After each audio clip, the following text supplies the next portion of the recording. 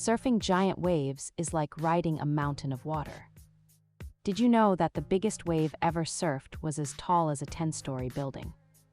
In winter 2011, in Nazaré, Portugal, a surfer rode this gigantic wave.